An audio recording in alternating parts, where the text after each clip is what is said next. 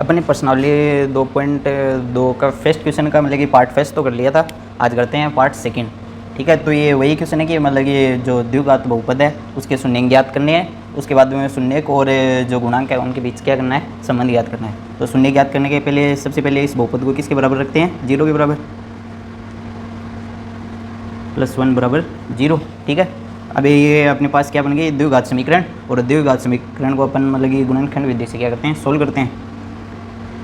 4s², अब मतलब कि 4s को अपन को 2 ऐसे पार्ट में डिवाइड करना है कि उनको गुणा करें तब तो क्या है 4s² और जोड़े तब क्या है -4s।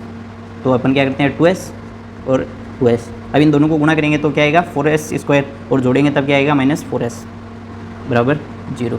फिर इसमें से कॉमन लेते हैं इन दोनों में अपन 2s, तो यहाँ पे क्या बचा 2s और यहाँ पे क्या बचा -1। यहाँ से क्या लेते हैं कॉमन -1, तो यहाँ पे क्या बचा 2s और यहाँ पे क्या बचा -1।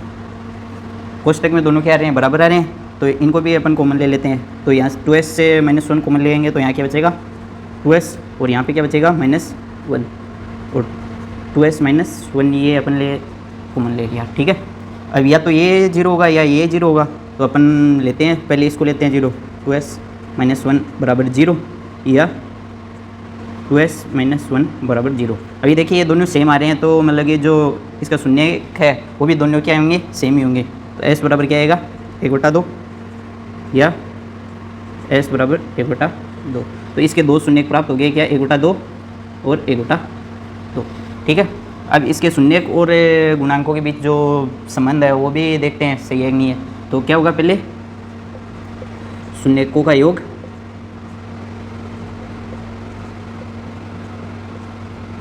वो किसके बराबर होना चाहिए, -x का गुणांक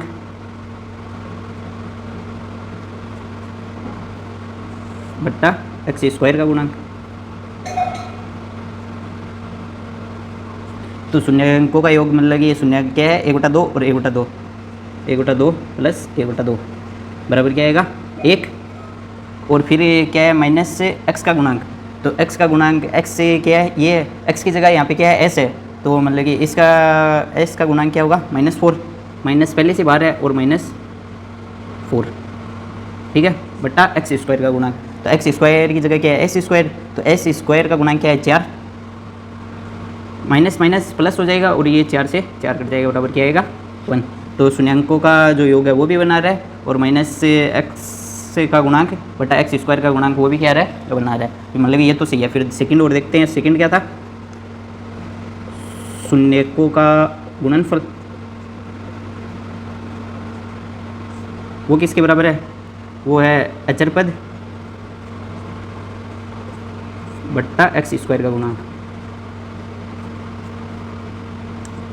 ठीक है, तो अचर पद क्या है 1 और x² का गुणांक क्या है 4, और शून्यकों का गुणनफल यानी 1/2 गुणा 1/2 बराबर 1/4। ठीक है, तो शून्यकों का जो गुणनफल है वो भी क्या रहा है 1/4, और इसके बराबर है क्या होता है अचर पद और बटा x² का गुणांक वो भी क्या रहा है 1/4। तो ये दोनों भी क्या आ रहे हैं, मतलब कि सेम आ रहे हैं। ठीक है, अब अपन देखते हैं कि इसका पार्ट थर्ड।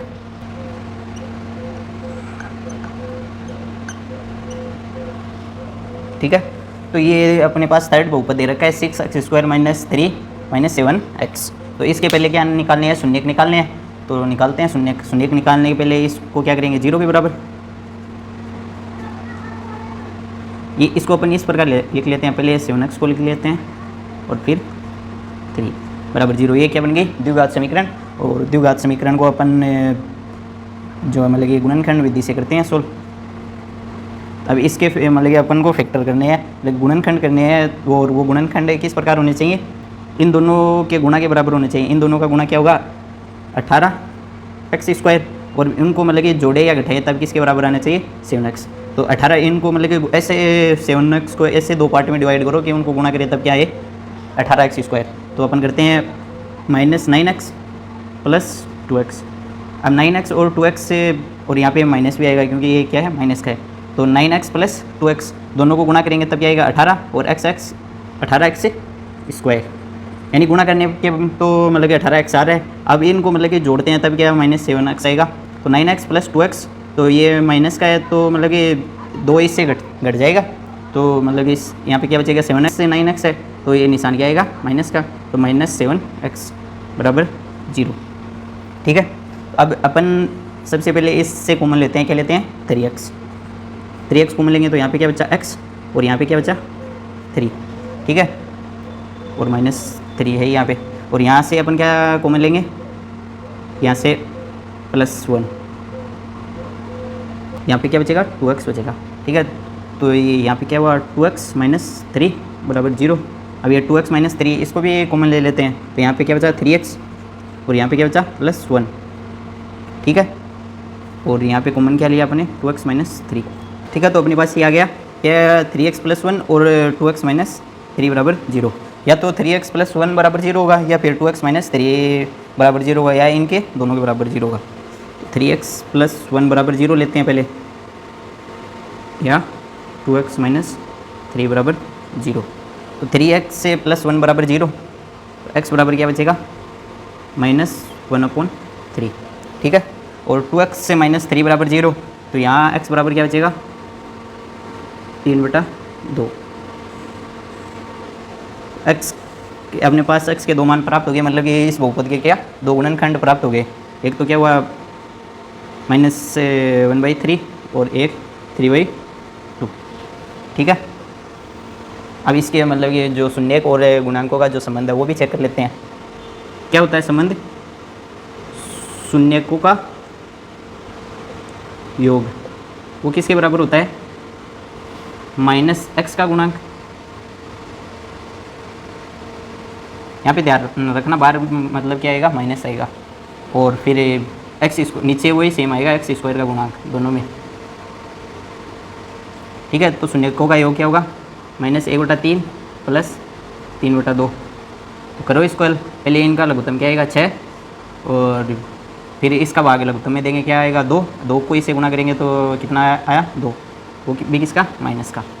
फिर 2 का भाग इसमें देंगे तो कितने बार जाएगा, 3, और 3 को 3 से गुणा करेंगे तब क्या आएगा, 9। तो यहाँ पे कितना बचा, -7/6। मतलब कि शून्यकों का योग कितना आ रहा है, -7/6। अब मतलब कि -x का गुणांक बटा x स्क्वायर का गुणांक ये भी करके देखते हैं कि हम अपने पास -7/6 आता है क्या। तो पहले -x का गुणांक कितना है, -x का गुणांक है -7, तो माइनस तो अपने पास पहले से ही है बार, और -7 और x का गुणांक आ गया। फिर x स्क्वायर का गुणांक कितना है, 6। तो ये माइनस माइनस क्या हो गया, प्लस। तो अपने पास क्या है, यहाँ पे प्लस आएगा क्योंकि प्लस वाली संख्या बड़ी है ना। तो ये 7/6 और ये भी 7/6। तो शून्यांकों का योग कितना आया, 7/6। और फिर अपन ने देखा कि -x का गुणांक बटा x स्क्वायर का गुणांक वो भी कितना आ रहा है, 7/6। मतलब कि ये संबंध भी क्या है, सही है। और इसके अपन शून्यांक पहले ही निकाल चुके थे, -1/7, 1/3 और 3/2। ठीक है, तो आज ये इतने 2 ही क्वेश्चन करेंगे। इसका पार्ट जो मतलब कि अभी 3 पार्ट और बच के वो अपन करेंगे नेक्स्ट क्लास में।